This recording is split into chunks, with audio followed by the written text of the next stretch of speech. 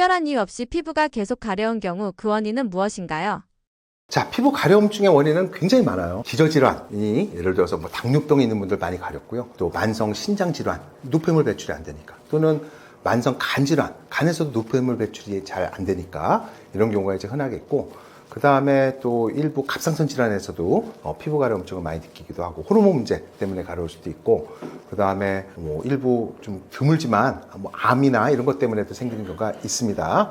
그런데 이제 가장 흔한 원인은 사실은 피부 건조증이죠. 그래서 어르신들 특히 겨울에만 되면 피부 피날 쪽으로 긁는다. 특히 팔다리 이렇게 좀 노출된데, 이런 경우에는 사실 피부 보습을 하는 게 굉장히 중요하다. 이렇게 이해하시면 되겠고, 하지만 이제 그 외에도 정말 많은 가려움증 원인들이 있어요. 두드러기도 있고 피부염도 있는데 대부분 원인을 정확하게 모르는 경우가 많이 있습니다. 그래서 반드시 피부과나 알레르기 내과에 가셔서 이런 가려움증의 원인을 좀 진단을 받고 약을 쓰시는 게 필요합니다. 원인별로 워낙 치료 방법이 다 다릅니다. 피부에 세균이 있어서 가려운 것이라고 생각해 항균 비누를 자주 사용하는 경우 오히려 가려움증이 심해질 수 있나요? 우리 피부에 세균 나쁜 놈, 아유, 그 피부균 죽여야지, 이렇게 생각하는 분이 많은데 이거 정말로 오해인 거예요. 자, 요즘 이제 그래도 옛날보다 많이 낮아서 장에 좋은 균이 있는 게 얼마나 중요한지 다 아시잖아요. 장을 균 많다고, 나쁜 균 많으면 몸에 안 좋으니까 소독약 벌컥벌컥 마셔보세요. 어떻게 되겠어요? 완전 망가지는 거 다 아시잖아요. 술 먹으면 똥냄새 어떻게 되는지 아시잖아요. 마찬가지로 장에 균이 많은데 우리 몸의 세포수보다 균수가 더 많아요. 우리 몸은 사실은 균 사이에서 기생하고 있는 거랑 똑같아요. 수적으로만 보면은. 그런데 그 장에 좋은 균을 유지하기 위해서 유산균도 먹고 식이섬유도 먹고 온갖 좋은 음식 먹는 거 아니겠습니까? 좋은 균 이퀄 내 건강. 근데 우리 몸에 두 번째로 균 많은 데가 어딘지 아세요? 피부예요. 그리고 우리 피부와 이 면역과의 관계는 이 장내 세균과 장벽을 통해서 이 면역과의 관계, 좋은 면역을 유지하고 몸을 건강해주는 그 관계는 피부에도 똑같아요. 피부에 좋은 균, 그리고 피부 벽을 사이에 두고 내 몸의 면역세포, 이 사이에도 서로 계속 소통을 하고 있어요. 그래서 좋은 균이 많으면은 이 몸에도 좋은 신호를 많이 주게 돼서 건강해질 수가 있습니다. 이 균을 죽이겠다고요? 말도 안 되는 생각입니다. 몸에 피부의 균은 좋은 겁니다. 그래서 항균 비누 하시는 분이 있는데,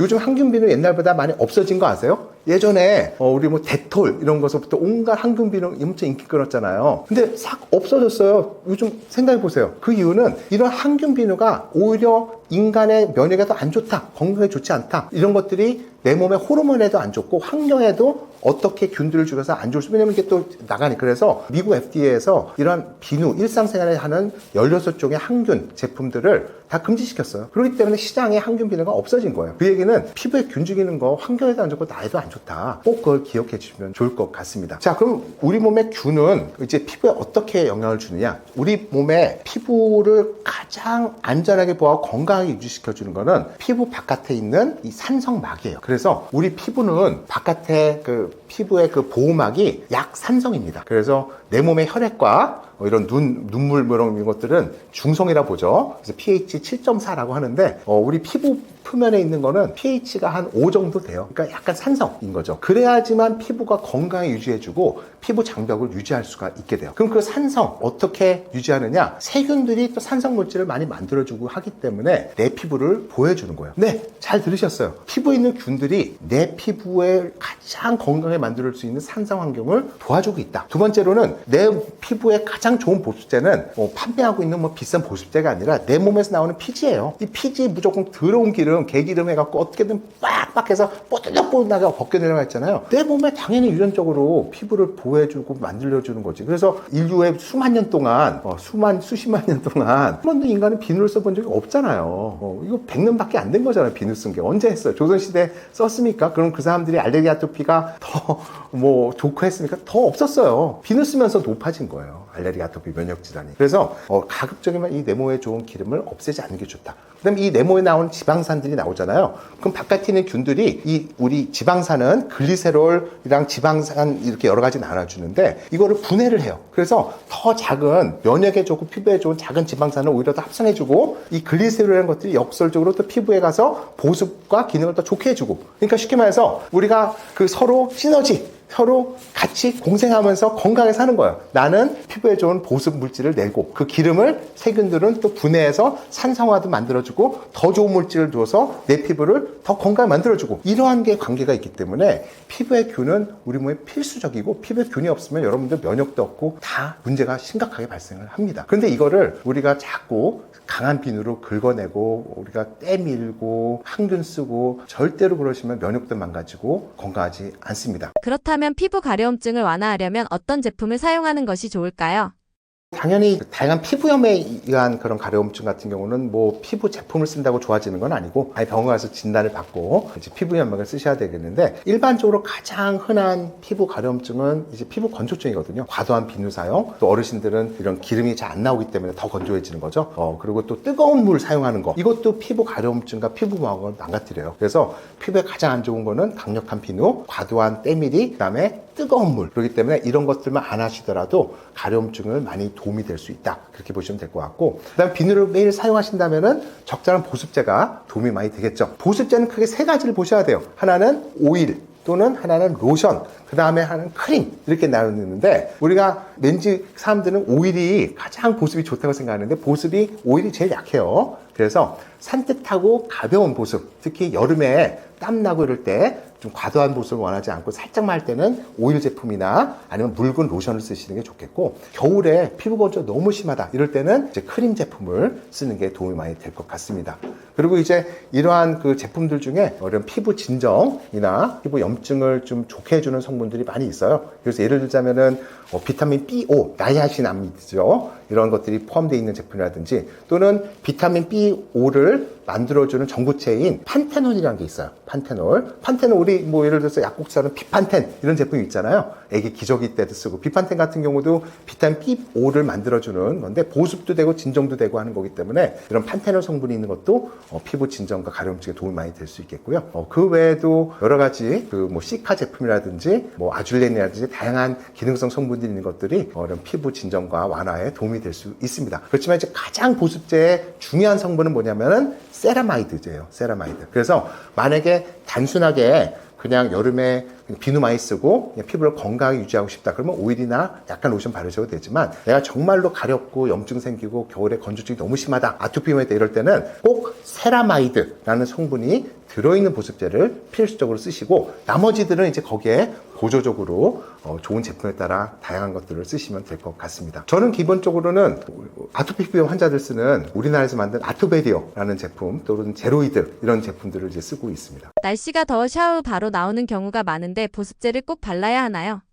우리가 이제 보습을 할 때 가장 중요한 건 뭐냐면은 샤워 후에 물기가 있을 때 바로 하는 거예요. 그래서 우리 그 수건으로 닦으면은 물기가 촉촉하게 나오잖아요. 그러니까 너무 빡빡 건조하려고 닦지 마시고 대충 닦아서 피부에 물기가 촉촉하게 남은 다음에 그 위에다가 보습을 바르면은 그 물 자체를 가둬두기 때문에 기름이 보습이 훨씬 더 잘 됩니다. 그래서 보습의 3분 법칙, 즉 수건 닦기 시작하면서부터 보습제를 다 바를 때까지 3분 내에 끝내라. 요것만 지키시면 훨씬 보습이 되고요. 만약에 여름에 약하게 보습하고 싶다 그러면은 피부에 물기를 좀 더 많이 남겨주면은 로션이나 오일 같은 걸 조금만 발라도 되게 넓게 얇게 퍼질 수가 있거든요. 묽게. 그 상태에서 건조시키면은 굉장히 끈적거리는 데 없이 적은 양의 보습으로도 산뜻하게 보습을 완료할 수 있습니다. 바디 제품을 선택할 때 중요하게 봐야 하는 기준은 무엇인가요?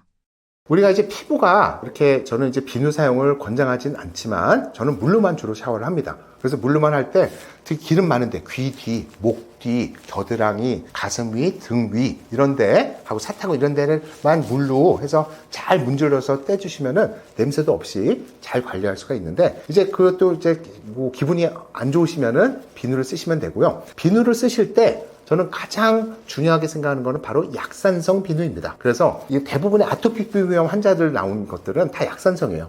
폼 클렌저 같은 경우도 약산성으로 나오는 것도 많이 있습니다. 근데 이런 약산성 같은 경우는 거품이 많이 나지 않고 약간 미끌거리는 성향이 있어서 안 좋아하시는데 아까 피부는 약산성에서 건강하다고 말씀드렸잖아요. 그래서 이러한 아토피 피부염 환자들이나 전용으로 나온 약산성 비누를 쓰시는 것을 강력하게 추천을 해드리겠고요. 그 다음에 피부에 가장 작은 피부가 민감하시거나 염증이 있거나 자꾸 건조하신 분들에게는 이제 이런 바디 로션이든 비누를 쓸 때 중요한 것들 중에 하나는 뭐냐면 첫 번째로는 향이 없는 걸 쓰셔야 돼요. 향이 있는 거는 대부분 화학물질이 많이 있고 이런 향을 내는 화학물질에 대한 접촉성 피부염이 생기는 것도 흔하기 때문에 향이 없어야 된다. 두 번째로는 색소가 없어야 됩니다. 그래서 우리 바디 로션도 그렇고 뭐 비누도 그렇고 막 핑크색이니 파란색이 많잖아요. 색소가 없는 걸 쓰시는 게 가장 건강하겠고요. 세 번째로는 우리가 계면활성 때 비누 같은 경우는 강력한 게 있거든요. 약한 것도 있고, 근데 대부분 약산성 비누는 약한 것들이 들어있고, 또 거기에 보면은 영어로는 하이포 알러제닉 또는 우리나라는 뭐 민감성 피부용, 뭐 아니면 피부과에서 뭐 테스트했다 이런 것들이 있는 제품을 쓰는 것이 이런 접촉성 피부라든지 자극이 최저화돼서 그런 제품 비누나 로션들 쓰시는 것을 추천을 해드립니다. 연세가 있으신 분들은 노인 냄새를 신경 써 향이 있는 제품을 많이 사용하는데 이런 분들은 어떤 제품을 사용하는 것이 좋을까요?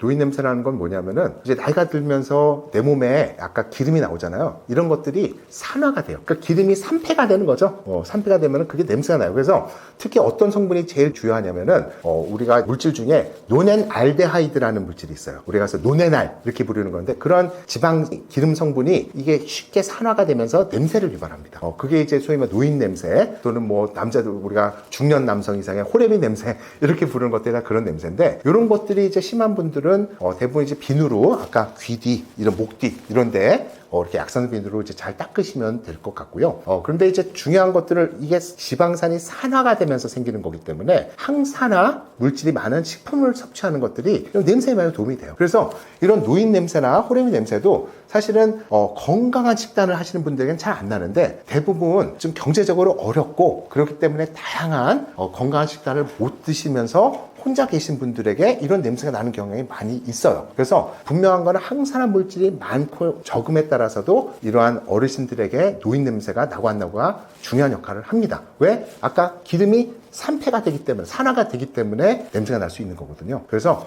아주 건강한 신선한 야채, 블루베리서부터 영양제 중에서도 예를 들어서 오메가3라든지 뭐 글루타치온, 그 다음에 뭐 커큐민, 뭐 이런 여러 가지 항산화 물질이 많은 그런 영양제들도 도움이 될 수 있기 때문에 그런 항산화라는 키워드를 중심으로 식단과 영양제를 좀 드시면은 그런 노인 냄새 제거에 도움이 될 수 있습니다. 그러면은 사실 비누를 과도하게 안 쓰고 또 냄새가 안 날 수가 있어요. 그래서 많은 분들이 냄새 없애겠다고 과도하게 뜨거운 물로 비누를 팍팍 닦는데 그럼에도 불구하고 건강한 식단이 없고 그러시면 이런 냄새가 잘 빠지지는 않습니다. 그리고 이런 노네날 같은 경우는 침대나 여러 가지 물질에 있어서 잘 빠지지가 않아요. 그래서 집에 가도 확 냄새가 나거든요. 그렇기 때문에 그런 냄새를 좀 없애려면은 자주자주 이렇게 좀 강력한 세제로 빨래를 자주 하시는 것이 도움이 될 수 있을 것 같습니다. 아줄렌 성분이 피부 가려움증에 좋다고 하는데 실제로 효과가 있는 성분인가요?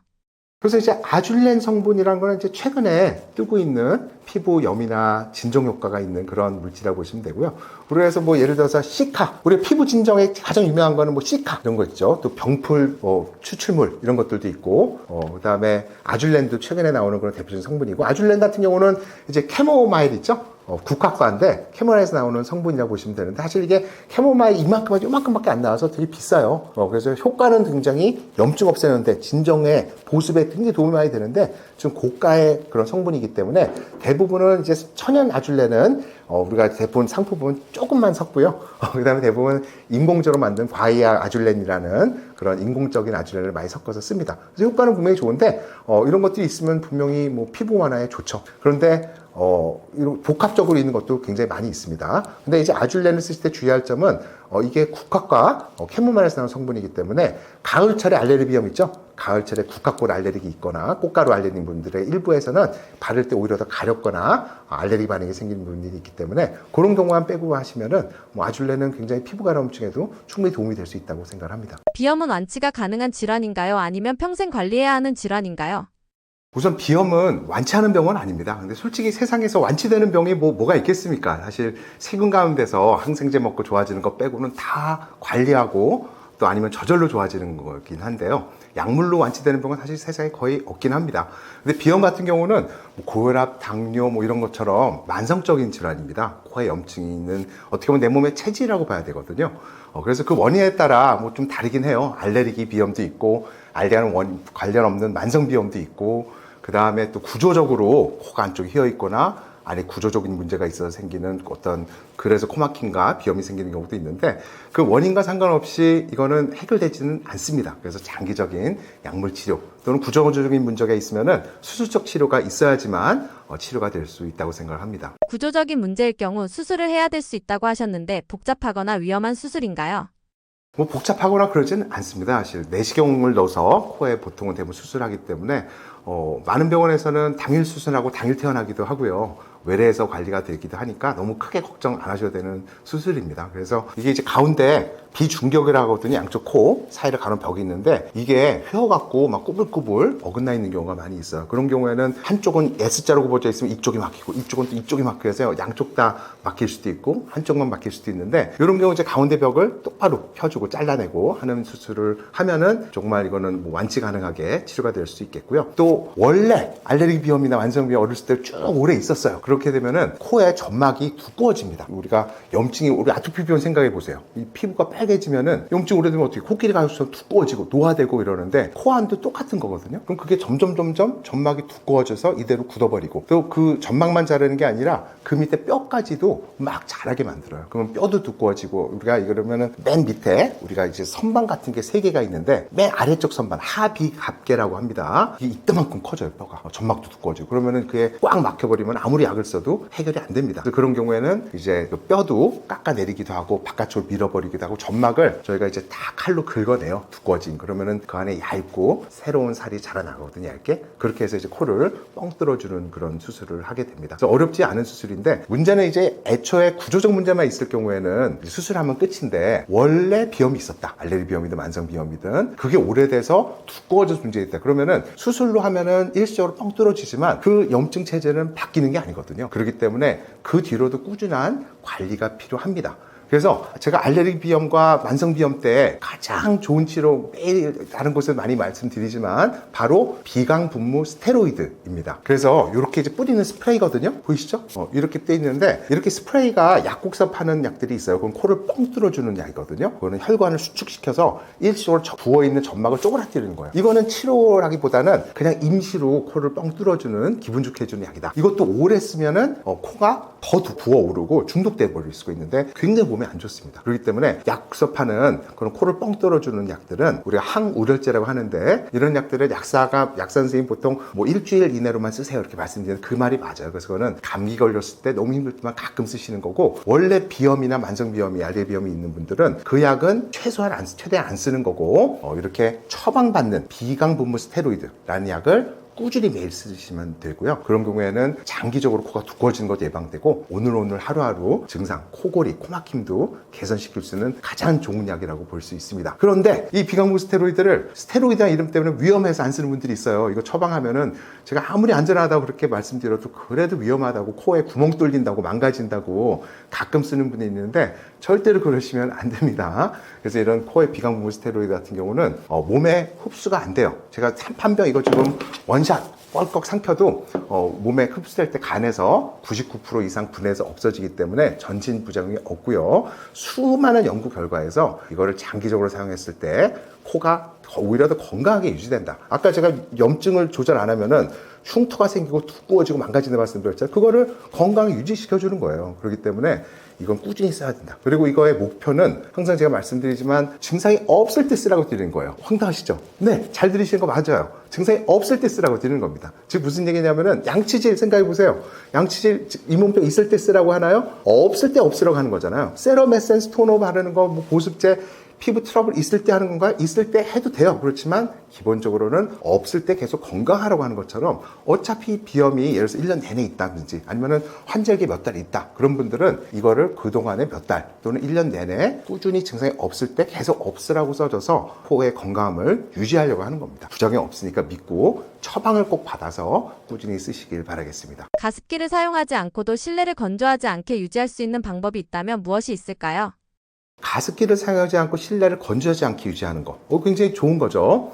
그런데 이제 여기서 첫 번째, 이게 이제 대부분 가습기 살균제 걱정 뭐 이런 것 때문에 이제 이런 걱정도 많이 하시는 분이 있는데 우선 그 전제를 우선 생각해 볼 거예요. 왜 집을 습하게 유지를 해야 될까? 이 질문부터 먼저 해봐야 되는데 우리가 상식적으로 호흡기 질환, 뭐 비염 이런 데는 건조하면 안 된다. 습해야 된다. 이게 이제 가장 큰 우리가 가습기라는 걸 찾는 원인이라고 생각을 합니다. 그런데 제가 좀 이따 말씀드리겠지만 진먼지 진드기, 우리 알레르기 비염의 대부분은 진먼지 진드기인데 진먼지 진드기는 습한 환경을 좋아해요. 한 습도가 한 50도, 60도 넘어가면 너무 증식을 잘합니다. 그렇기 때문에 알레르기 비염이나 알레르기성 천식이 있는 분들, 또 아토피 비염도 마찬가지지만 이런 분들에게는 진먼지 진드기를 억제하기 위해서는 집을 습하게 유지하면 안 돼요. 그리고 많은 연구 결과들에서 집 건조하다고 해서 호흡기 질환이 나빠진다고 되어 있지는 않습니다. 그렇기 때문에 우선 집안을 습하게 유지할 필요가 없다. 단 너무 건조하면 좀 그냥 불편하니까 적당한 습도를 유지하는 게 중요한데, 그럴 때 가장 중요한 거는 그냥 상식적으로 우리가 가장 쉬운 방법은 우리 젖은 수건 있죠? 젖은 수건을 거는 게 가장 깔끔합니다. 이제 결국은 표면적이 중요한 거니까 이렇게 수건에 물을 많이 적셔서 여러 개를 매일매일 걸어 놓는 게 이제 아마 가장 가습기 없이 집을 습하게 유지할 수 있는 대표적인 방법이겠고요. 또 하나는 식물이죠. 식물인데 예를 들어서 우리가 수많은 우리가 실내에서 키우는 식물들은 그냥 집에 끼를 뿜뿜뿜 뿜어내는 그런 역할을 해줍니다. 그래서 집안에 또 너무 많으면은 얘가 이거를 덜 해주고 자동 조절을 해주는 게 식물이거든요. 그리고 공기정화 기능까지. 그래서 우리가 많은 그런 인터넷 찾아보시면은 습하게 해주는 식물들, 공기정화 식물 이런 것들이 집에 많이 있을 때 실내를 굉장히 적정하게 습도 유지할 수 있는 가장 자연 친화적인 방법이라고 생각을 합니다. 침구류 속 진먼지 진드기를 효과적으로 퇴치할 수 있는 방법이 있을까요? 네, 그래서 진먼지 진드기가 이제 대부분의 알레르기 비염과 천식 환자들의 문제가 되는 원인이겠죠. 진먼지 진드기는 작게 보면 한 0.3mm 되니까 1mm 거기에 3분의 1 정도 돼요. 그러니까 실제 자라는 걸 보면 눈에 점 같은 게 꼬물꼬물 움직이 보여요. 근데 이제 대부분은 겉에 드러나지 않기 때문에 아마 목격하신 분은 없을 거라고 생각을 합니다. 진먼지 진드기는 기본적으로 침구류나 천에 많이 살아요. 그러니까 집에 카페트 있거나 천으로 된 소파가 있거나 침구류 이런 데 많이 살고, 얘가 이제 잘 사는 거는 습한 데 잘 살고, 두 번째는 먹이가 얘는 동물의 비듬이에요. 물론 검대질 필요 없습니다. 피부에 막 물어뜯고 그런 건 아니고요. 떨어져 있는 비듬을 먹고 살아요. 그러니까 우리 몸엔 계속 저 비듬이 하루 종일 떨어지고 살거든요. 온몸에. 그러니까 이 먹이는 항상 많은데, 특히 가장 많이 떨어지는 데가 바로 침대죠. 우리가 거기서 부비부비하고 자니까. 그래, 그리고 또 땀도 흘리고 우리 몸에서 계속적으로 수증기가 나오잖아요. 그래서 이불 덮거나 이러면은 침구류가 가장 습하면서 비듬도 많고 하기 때문에 진먼지 진드기의 소굴이 되는 거죠. 그래서 침구류 관리가 어떻게 보면은 진먼지 진드기 관리의 가장 핵심이라고 보시면 될 수 있을 것 같습니다. 자, 그럼 진먼지 진드기는 어떻게 죽느냐? 첫 번째는 얘는 55도 이상에서 죽어요. 뜨거운 물에서 죽는. 그러니까 침구류를 가급적이면 자주 55도에서 60도 이상에 빨아주시면 됩니다. 네, 비누는 굳이 필요 없어요. 제가 이제 환자분들에게 비누를 넣고 우리가 침구류를 빨면은 거품 나오니까 막 4번, 5번 헹궈야 되고 한두 번 빨아보면 귀찮아서 이제 안 빨게 되거든요. 그러니까 추천은 그냥 비누 없이 그냥 60도 딱 넣고 한번 빨고 그다음에 한번 헹궈요. 그러면은 찬물로 우리가 뜨거운 물로 죽이고 찬물로 헹구면서 거기에 죽은 시체들, 가루들 빼내는 거죠. 그래서 뜨거운 물에 비누 없이 한번 세탁, 한번 헹굼 하면은 진먼지 진드기의 대부분을 제거할 수가 있습니다. 단 이걸 이제 자주자주 돌려서 하기 때문에 침구류 세트 한 3개 정도 해놓고 그냥 쉽게 빨리빨리 하시는 게 제일 좋을 것 같고요. 그 다음에 이제 또 중요한 거는 적절한 습도, 너무 높지 않게 해야 됩니다. 그래서 알레르기 환자들에게는 가습기는 오히려 안 쓰는 게 좋다. 그렇게 이제 추천해 드리겠고요. 그 다음에 매트레스 같은 경우는 이제 매트레스는 그 안에 텅 빈 공간이잖아요. 그렇기 때문에 진먼지가 살고 시체들이 거기 차곡차곡 쌓여요. 수년 동안에. 그래서 그 안에 움직이면 그 안에 또 누적된 것들이 확 튀어나와서 심하기 때문에 매트리스 같은 경우는 진먼지 진드기 방지 커버를 사시는 게 좋습니다. 그럼 그 천들이 구멍들이 미세해서 진먼지가 들어가지는 못하고 가루 나오지 못하는 것들이 있는데, 이제 좋은 것들은 전통적인 건 엄청 비싸요. 그래서 가장 제가 추천해 드리는 거는 듀퐁이라는 회사에서, 화학회사죠. 거기에서 타이백이라는 재질이 있습니다. 듀퐁 타이백. 이 비닐 같은 건데 이게 이제 미세한 구멍은 미세해서 공기도 통하고 하지만 방수도 되고 이런 진먼지가 서식을 못하게끔 막아주기 때문에 우리 보통 인터넷에서 수많은 우리 중소기업에서 이 타이백으로 만든 매트리스 커버를 여러 개 팔고 있습니다. 그래서 여러분들 침대 매트리스 사이즈에 맞게끔 사시면 되겠고, 완전히 360도 다 커버하는 지퍼형으로 사시면 되고, 한 1, 2년에 한 번씩 새 걸로 교체해 주시면은 진먼지가 없이 매트리스도 오래 싸고, 또 애기들 키우시는 분들 오줌 싸도 방수되니까 매트리스 오래 쓸 수 있어요. 그래서 그렇게 진먼지 관리하시면 되고요. 그 다음에 중요한 것 중에 하나가 이제 환경 관리인데, 그 중에서 진공청소기 좋은 거 쓰시는 게 중요합니다. 진공청소기 우리가 헤파 필터가 달린 쓰는 게 중요하겠고, 왜냐면 집에 비듬도 많고 진먼지 가루도 많이 있거든요. 죽은 시체들도. 그런 걸 빨아들이는 게 좋겠고, 그 다음에 공기청정기도 일부 도움이 될 수 있는데 이러한 공기청정기, 이런 진공청소기 또는 매트리스 관리 이런 것들이 알레르기 비염과 천식환자에서 얼마큼 도움이 되느냐? 아무리 다 열심히 해도 요만큼 도움이 됩니다. 근데 아까 제가 코에 뿌리는 비강무스테로id 이 약의 효과, 안전하면서도 효과는 이만큼이기 때문에 많은 분들이 이런 약 쓰기 싫다고 그런 환경관리에는 엄청 에너지를 쓰시고 이런 것들 안 쓰시는 경우가 있는데 이거를 쓰시면서 우리가 그런 환경관리도 보조적으로 한다. 그렇게 이해하시는 게 맞을 것 같아요. 진공청소기를 선택할 때 비염 환자에게 중요한 기준은 무엇인가요? 공기청정기도 비염에 도움이 될까요? 진공청소기를 할 때 제일 중요한 거는 이제 좋은 헤파 필터를 가지고 있는 것을 사용하시는 게 중요합니다. 그래서 이제 헤파 필터라는 거는요, 0.3 마이크로미터 아주 작은 입자의 거의 99.5% 이상을 제거한다. 이런 기준을 갖고 있는 어떻게 보면 필터예요. 그런데 이제 그 헤파 필터도 등급이 여러 가지가 또 있어요. 그래서 이왕이면은 더 좋은 헤파 필터 등급을 쓰시는 게 좋은데 예를 들어서 뭐 우리 비싼 알레르기 환자들 많이 쓰는 뭐 다이슨 이런 거 있잖아요. 명품 그런 것들이 이제 좋은 거는 기계도 좋지만 좋은 헤파 필터를 쓰기 때문에 그런 것도 있는 거거든요. 그래서 우리가 이제 진공청소기 중에서도 헤파 필터가 얼마큼 좋은 거냐 이런 것들을 보시는 게 중요한데 사실 요즘 나오는 제품들은 대부분 좋은 헤파 필터를 씁니다. 그럼 뭐가 문제냐면요, 관리를 못하는 게 중요한 거예요. 그러니까 많은 분들이 좋은 거 사놓고 나서 사실 매뉴얼 보면은 헤파 필터마다 달라요. 어떤 거는 물에 정기적으로 씻어서 자연 건조시켜라 이런 것도 있고, 아니면 회사에서 헤파 필터 사서 얼마마다 한 번씩 새로 바꿔라 이런 제품도 있는데 절대로 매뉴얼 안 보시고 헤파 필터 가지거나 닦지 않는 분들도 너무나 많으신 것 같아요. 그래서 반드시 본인 청소기에 헤파 필터 있는지 확인하시고 그다음 그 헤파 필터 관리 방법에 따라 하시면은 깨끗하게 필터를 유지하면서 우리가 알레르기 없이 지낼 수 있게 될 것 같습니다. 또 우리가 이제 대부분 진공 청소하면 그 안에 먼지가 쌓이잖아요. 근데 그거 매일매일 버리셔야 되는데 그 안에 자꾸 이거를 꽉 찰 때까지 기다리면요, 그 안에 뭐가 있어요? 다 우리 비듬도 있고 진먼지, 가루, 곰팡이, 뭔가 세균 다 있는데 아무리 헤파 필터가 좋다 그래도 할 때마다 이게 쫙 해서 거기에 엄청나게 많은 먼지들이 헤파 필터에 걸러지게 되잖아요. 그럼 헤파 필터 수명도 약해지고 성능도 떨어져요. 그렇기 때문에 한 번 청소하고 매일매일 버리셔야 된다. 진공청소기 먼지를 꼭 유념해 주시고 필터 관리 잘 하시면은 건강하게 관리할 수 있을 거라고 생각을 합니다. 근데 이제 공기청정기 있으면 좋죠. 특히 이제 공기청정에 도움되는 경우는 이제 개고양이터 알레르기 있을 때, 그럴 때 이제 쓰면 도움되고, 또 꽃가루 알레르기 있을 때도 도움이 되고, 곰팡이 알레르기 있을 때도 도움이 됩니다. 그런데 이 효과가 아까 이런 비강무스테 약의 효과에 비해서는 굉장히 작아요. 왜냐하면 알레르기는 우리 집안에 이런 알레르기 물질이 이만큼 있는데 이거를 10분의 1로 줄여도 이 10분의 1로도 증상을 일으킬 수가 있는 거거든요. 그렇기 때문에 보조적으로 증상 완화에 조금 도움된다. 그렇기 때문에 이게 비싸잖아요. 그러니까 만약에 이게 뭐 비싼 걸 굳이 막 경제적으로 어려운데 꼭 살 필요는 없다. 그렇지만 경제적으로도 가능하고 뭐 증상도 심하다 그러면은 저는 사시는 것을 추천을 해 드립니다. 공기청정기와 그럼 진공청소기 둘 중에 어떤 게 중요하냐? 당연히 좀 진공청소기가 더 중요하다고 생각을 합니다. 왜냐면은 이런 입자들을 꽃가루도 마찬가지 여러 가지가 다 땅바닥이나 이런 데 가라앉아 있다가 우리가 걸어 다니거나 바람 불거나 할 때 또 날리면서 이게 증상을 일으키기 때문에 바닥에 깔려 있는 것을 최대한 없애는 게 공기청정기보다 훨씬 더 중요하다고 생각합니다. 그래서 진공청소기는 꼭 좋은 헤파 필터 있는 걸로 사시고 공기청정기는 보조로 여력에 따라 사시면 좋을 것 같습니다. 약을 사용하지 않고 비염을 개선하거나 관리할 수 있는 방법이 있을까요?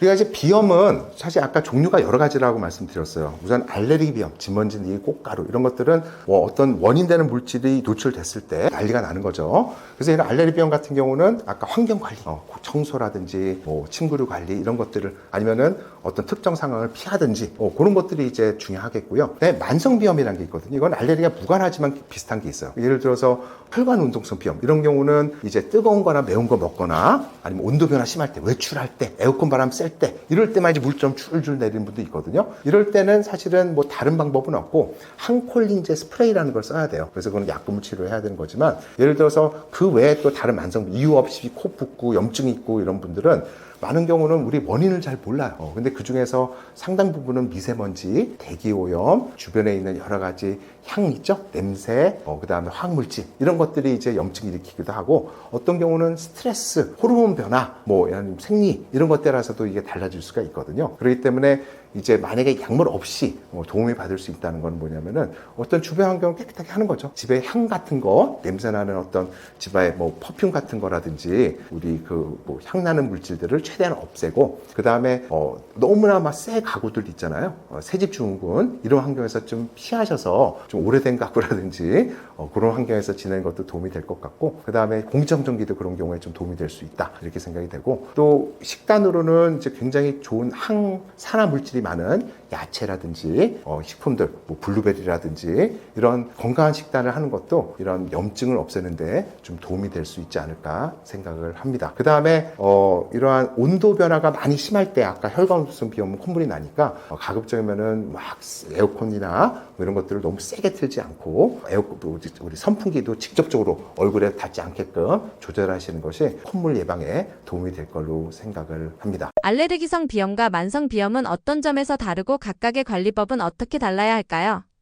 알레르기성 비염과 만성 비염은 결국은 이제 우리 알레르기 검사를 해보는데, 이렇게 알레르기 검사를 해서 굳이 구분한 이유의 목적은 딱 두 가지라고 이해하시면 돼요. 첫 번째는 환경 관리. 진먼지 알레르기가 원인이었다. 아이쿠야, 그럼 진먼지 관리해야겠구나. 그렇지만 진먼지 없으면 굳이 침구를 관리하는 노력을 할 필요는 없는 거죠. 그러니까 많은 분들이 진먼지기 나쁜 놈 해서 알레르기도 없는데 관리하시는 분인데 그럴 필요는 없다. 원인이 있으면 하는 거다. 그러니까 결국은 환경 관리를 하느냐 마느냐, 개고양이 알레르기가 있으면 개고양이를 피하느냐 마느냐, 이걸 알기 위해서 알레르기 검사를 해서 구분을 하는 거고, 두 번째로는 면역 치료라는 게 있어요. 이건 뭐냐면은 만약에 진먼지기다 그럼 진먼지기를 백신처럼 만들어요. 개고양이다. 개고양이 비듬을 우리가 백신을 만들어서 그거를 한 3년에서 5년 동안 주사나 혀 밑에 넣는 걸로 치료하는 방법이 있습니다. 이거는 내 몸의 면역 체질을 아예 바꿔버리는 거예요. 그렇게 하면은 아주 이게 거의 증상 자체가 면역이 바뀌기 때문에 많이 좋아질 수가 있어요. 그래서 알레르기 물질을 우리 굳이 검사를 통해서 확인해서 알레르기 비염이다 라고 우리가 확인하는 이유는 환경 관리할 수 있다, 면역 치료할 수 있다, 이 두 가지라고 이해하시면 되고요. 그렇지만 그게 없은 거는 우리가 만성비염으로 구분을 하는데, 콧물이 있고 코딱지 있고 이렇게 안 좋을 때 치료 방법은 그 외에는 똑같습니다. 그래서 기본적으로는 비강부 스테로이드를 매일 꾸준히 쓴다. 그 외에 이제 필요하다면은 식염수, 코세척 이런 것들도 코딱지, 비딱지, 끈적한 코 있고 넘어갈 때 도움이 많이 되겠고, 그 외에 이제 항히스타민제 먹거나 이런 치료는 거의 똑같은 방식으로 치료를 한다. 이렇게 이해하시면 될 것 같아요. 천식이나 아토피 피부염이 있는 사람은 비염도 함께 나타날 가능성이 높은가요?